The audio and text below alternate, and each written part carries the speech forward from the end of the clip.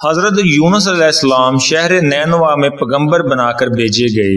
آپ لوگوں کو ہدایت کرتے، نیکی کی طرف بلاتے، برے کاموں سے روکتے تھے۔ آپ قوم سمود کی طرف بھیجے گئے۔ اس قوم کے لوگ بتوں کی پوجا کرتے۔ جب آپ لوگوں کو حق کی طرف بلاتے اور خدائے واحد پر ایمان لانے کی تلقین کرتے تو لوگ آپ کی تعلیمات کا انکار کرتے۔ حضرت یونس علیہ السلام سے کہتے، ہم تیرے خدا کو نہیں مانتے، تو اس پر آپ فرماتے کہ خدا کے عذاب سے ڈرو جو بہت سخت عذاب ہے۔ لوگ آپ کی باتوں کو سن کر آپ کا مذاق اڑاتے۔ لوگ آپ کی راہ میں رکاوٹیں کھڑی کرتے۔ آپ نے قوم سمود کو راہ راست پر لانے کی بہت کوششیں کی، لیکن بھٹکی ہوئی قوم پر آپ کی نصیحت کا کوئی اثر نہ ہوا۔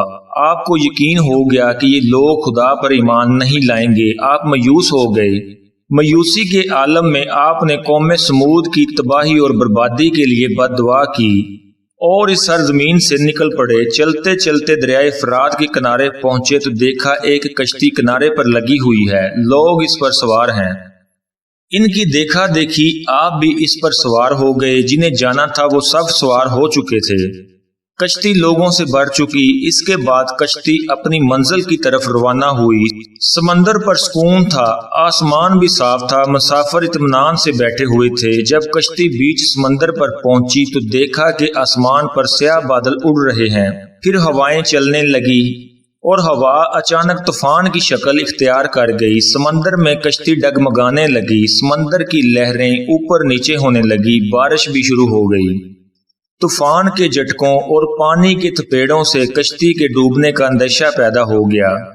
کشتی میں بیٹھے ہوئے مسافروں میں سے کسی ایک نے کہا کہ معلوم ہوتا ہے کہ کشتی میں کوئی ایسا شخص سوار ہوا ہے جس سے کوئی بہت بڑی غلطی سرزد ہو گئی۔ جب تک ایسے شخص کو کشتی سے نہ نکالا جائے کشتی کا صحیح سلامت رہنا محال ہے۔ وہ شخص کون ہے یہ بتانا بھی مشکل ہے جب تک وہ خود کو پیش نہ کرے۔ اس پر حضرت یونس علیہ السلام کھڑے ہو گئے اور کہا، میں ہی ہوں جس سے بہت بڑی غلطی سرزد ہو گئی۔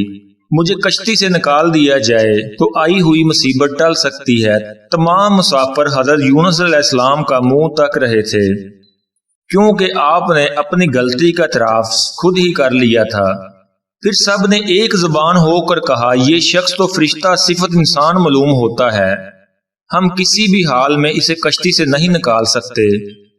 مسافروں میں سے ایک نے تجویز پیش کی کہ قرعہ اندازی کی جائے، جس کا نام پرچی میں نکلے گا وہی سزا کا مستحق ہوگا، ہم اسے کشتی سے نکال دیں گے۔ چنانچہ قرعہ ڈالا گیا، پرچی میں حضرت یونس علیہ السلام کا نام نکلا۔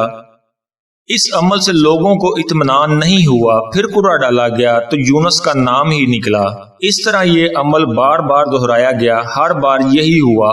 حضرت یونس علیہ السلام نے کہا کہ میں اپنے رب کا نافرمان ہوں، خدا کا حکم یہی ہے کہ مجھے دریا میں ڈال دو، تمام مسافروں کی جان بچ جائے گی۔ حضرت یونس علیہ السلام نے کشتی کے مسافر اور ملاح سے بار بار کہا کہ میں کشتی سے چھلانگ لگانے کے لیے تیار ہوں، اس لیے کہ میں نے اللہ تعالیٰ کے حکم کا انتظار نہیں کیا۔